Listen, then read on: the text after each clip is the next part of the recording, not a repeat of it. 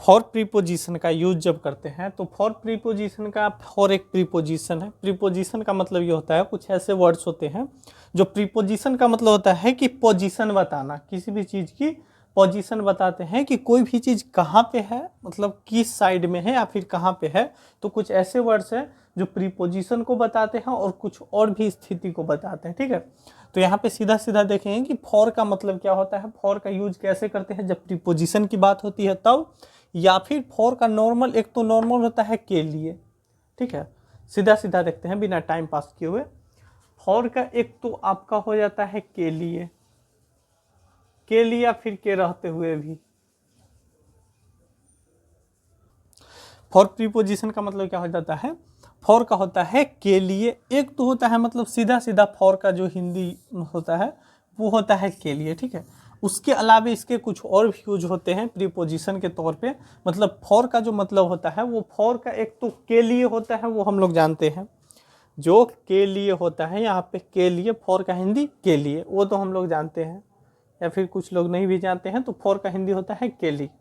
और दूसरा होता है के रहते हुए, कहीं कहीं पे मे का भी सेंस देता है ये, ठीक है। तो पहले शुरू से एक एक एग्जाम्पल्स को, एक एक इसके यूजेज को देखते हैं कि कैसे यूज करते हैं, या फिर इसका मीनिंग, कितने सारे मीनिंग बनता है फॉर प्रीपोजिशन का, कितने मीनिंग्स बनते हैं और कैसे कैसे मीनिंग्स बनते हैं और कितने बनते हैं। जब इंग्लिश में लिखा हुआ रहता है फॉर, तो फॉर का मतलब केवल के लिए के अलावा और कुछ भी मीनिंग्स होते हैं इसके, ठीक है। जैसे यहाँ पे है दिस इज फॉर यू, एक ये सिंपल है। जैसे दिस इज फॉर यू मतलब ये आपके लिए है, के लिए के सेंस में दिस इज फॉर यू, ये आपके लिए है, दिस इज फॉर यू, ये या फिर यह, इसका हिंदी में क्या हो जाएगा, यह आपके लिए है, ठीक है। यह आपके लिए,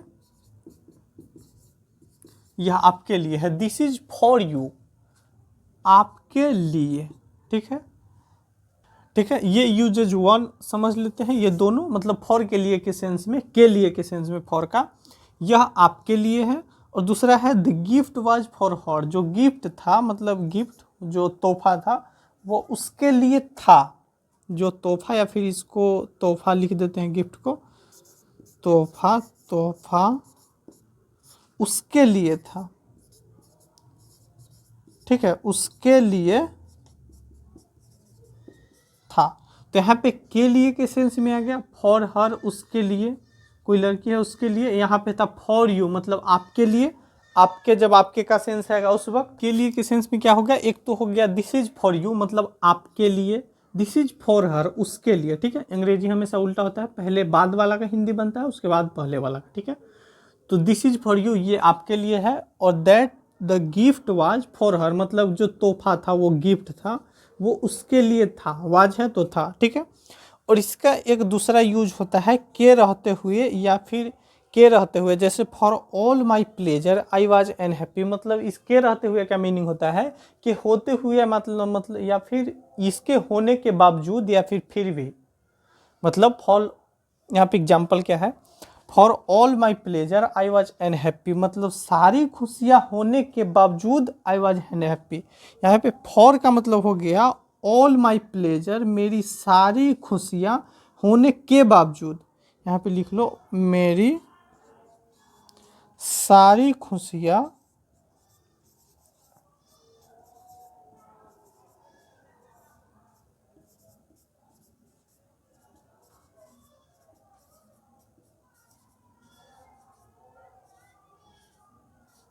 यहाँ पे फॉर ऑल माई प्लेजर मेरी सारी खुशियाँ होने के बावजूद आई वॉज अनहैप्पी मतलब मैं खुश नहीं था, मैं दुख था, मतलब मैं दुखी था, ठीक है, मैं दुखी था। तो यहाँ पे ये हो गया for all my pleasure I was unhappy मतलब फॉर का यहाँ पे सेंस के लिए के सेंस में नहीं आ रहा है, फॉर ऑल माई प्लेजर मेरी सारी खुशियाँ होने के बावजूद, यहाँ पे के बावजूद वाला सेंस आ रहा है, जो इसका एक और वर्ड देता है मीनिंग, एक तो देता है in spite of, in spite of का ही मतलब यही होता है के बावजूद, और एक और वर्ड होता है डिस्पाइट, ठीक है। तो डिस्पाइट हो जाता है एक, और एक इन स्पाइट ऑफ, डिस्पाइट के साथ ऑफ नहीं लगता है, याद रखना है। और इन स्पाइट में ऑफ लगता है, ठीक है। तो डिस्पाइट और इन स्पाइट ऑफ, यहाँ पे ऑफ नहीं लगाना है, ठीक है।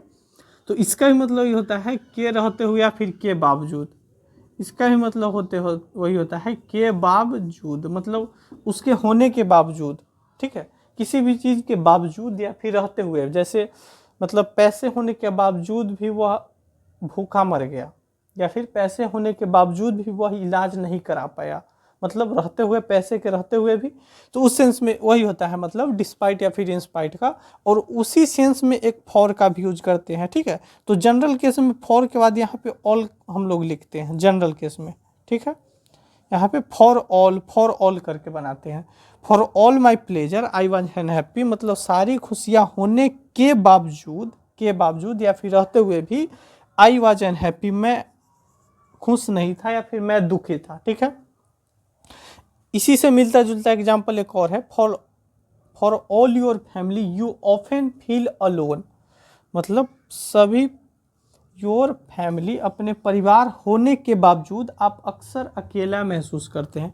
परिवार होने के बावजूद, यहाँ पे your, for all your family, पूरी परिवार या फिर पूरी फैमिली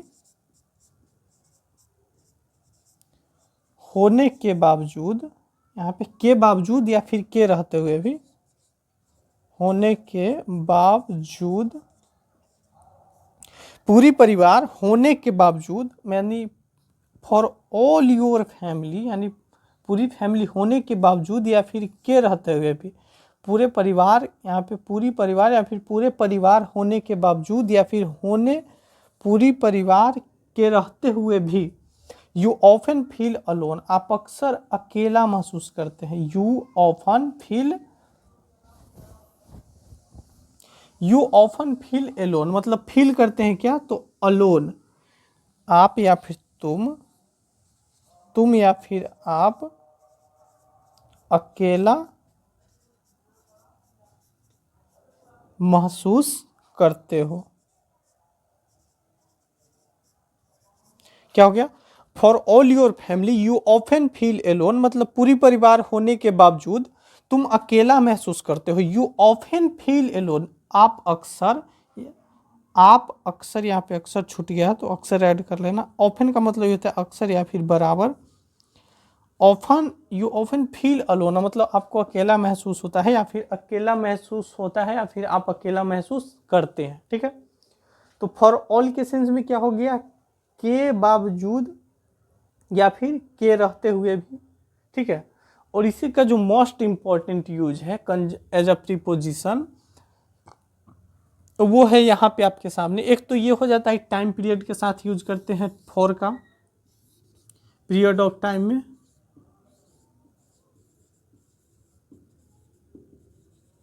पीरियड ऑफ टाइम में जब यूज करते हैं तो इसका हिंदी बन जाता है से। जैसे she has been reading for 2 hours, मतलब यहाँ पे इसको एरिएज कर देना है, ठीक है। और तीसरा इसका टेंस में भी यूज करते हैं फॉर, मतलब से, यानी सी हैज बीन रीडिंग, वो पढ़ रही है, फॉर 2 आवर्स, 2 घंटों से। तो इसका से में भी यूज होता है, वह 2 घंटों से पढ़ रही है, वह 2 घंटों से पढ़ रही है, 2 घंटों से पढ़ रही है। तो 2 घंटों यहाँ पे से के सेंस में भी फॉर का यूज करते हैं। ये ज़्यादा टेंस में यूज किया जाता है, प्रेजेंट का है परफेक्ट कॉन्टिन्यूअस टेंस, तो उसमें यूज करते हैं। यहाँ पे से के केस में इसमें 2 होता है यूज, अगर आपको याद होगा तो एक सिंस भी यूज करते हैं, ठीक है, वो नाउन ऑफ टाइम के लिए, अगर समय का नाम दिया हुआ रहे तब, ठीक है। यहाँ पे फॉर पढ़ रहे प्रीपोजिशन, तो फॉर का यूजेज पढ़ेंगे केवल। She has been reading for 2 hours, 2 घंटों से, अंग्रेजी हमेशा उल्टा, 2 घंटों से, सी हैज बीन रीडिंग, वो पढ़ रही थी, सॉरी पढ़ रही है, थी नहीं, यहाँ पे हैज है ना, पढ़ रहे, मतलब 2 घंटों से काम हो रहा है, ठीक है। थर्ड केस हो गया क्या, सी हैज बीन रीडिंग, फॉर का मतलब टेंस में जो यूज करते हैं से के केस में वो। और इस सबसे मोस्ट इंपॉर्टेंट केस है चौथा, और इसका होता है चौथा में क्या है, चौथा में यूज करते हैं फॉर, मतलब फॉर का मतलब होता है एक्सचेंज करना कुछ। चौथा यूज में क्या करेंगे, फॉर का मतलब होता है एक्सचेंज करना, जब भी किसी चीज के बदले कुछ लेते हैं या फिर किसी चीज के बदले कुछ देते हैं, ठीक है। तो उसी सेंस में खरीदने का भी बनता है, इसी में बनता है खरीदने का मतलब इतने में ये था, इतने में ये खरीदे, उतने में वो। एग्जाम्पल क्या है आपके सामने, I bought my phone for 8,000, मतलब आई बाउट मैंने खरीदा अपना phone, I bought my phone for 8,000 मतलब 8,000 में, हम लोग हिंदी में यही बनाते हैं में।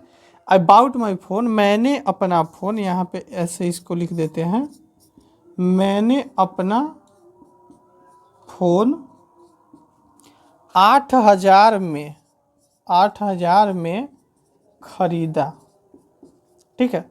तो यहाँ पे मे फॉर इतना, जब भी प्राइस की बात करें या फिर ऐसा हो जैसे इतना में खरीदे हैं या इतना के डिस्काउंट में ऑफ लगता है, ठीक है। तो डिस्काउंट नहीं, यहाँ पे सीधा प्राइस है, मतलब पैसे के बदले फ़ोन खरीदना, तो एक्सचेंज के मीनिंग में आ जाता है, और एक्सचेंज के मीनिंग में प्राइस का ज़्यादातर हम लोग जिक्र करते हैं, ठीक है। I bought my phone for 8,000 मतलब 8,000 में। She bought her dress for 22,800 मतलब उसने अपना ड्रेस 2,800 रुपये में खरीदा, उसने अपना ड्रेस या फिर अपना पोशाक 2,800 रुपये में, 2,800 में खरीदा, मतलब वह खरीदी, सॉरी खरीदा नहीं, खरीदी, सी है। तो चौथा यूज और सबसे इम्पोर्टेंट यही है फॉर का, कि यहाँ पे फॉर का यूज करते हैं लेन देन के केस में, यानी प्राइस बताते हैं। जैसे she bought a car for 5 lakh, मतलब 5 लाख में, फॉर 5 मतलब 5 मतलब 8,000 के लिए नहीं, जो सीधा सीधा मीनिंग होता है फॉर का वो नहीं, 8,000 में, 5,000 में, 10 लाख में, 2 करोड़ में, जो भी प्राइस होता है उतना में, ठीक है। तो एक सबसे इम्पोर्टेंट यूज ये है आपका फॉर इतना रुपीज़, और दूसरा हम लोग सब जानते हैं जो टेंस में यूज करते हैं से के केस में, सो पीरियड ऑफ टाइम के केस में, जब टाइम की अवधि दिया हुआ रहे, 2 घंटा, 4 घंटा, 10 घंटा, 15 दिन, 20 दिन, 2 महीना, 10 दिन, 10 साल, 5 साल, ठीक है। और वहीं पे जब टाइम दिया हुआ रहता है 13 तारीख से 13 तारीख से या फिर 2013 से कुछ भी, तो वहाँ पे सेंस यूज कर लेते हैं। फर्स्ट केस यही है, के लिए जो नॉर्मल सेंस होता है, so this is for you, आपके लिए, फॉर हर उसके लिए, और यहाँ पे फॉर ऑल के बावजूद, फॉर ऑल के बावजूद, फॉर के सेंस में मतलब रहते हुए, जो इन स्पाइट ऑफ और डिस्पाइट का मीनिंग होता है सो। तो फॉर प्रीपोजिशन का यूज इतना ही करते हैं, और फॉर प्रीपोजिशन का यूज में सबसे इंपॉर्टेंट ये फोर्थ केस है जो आपके सामने यहाँ पे फोर्थ है, सो।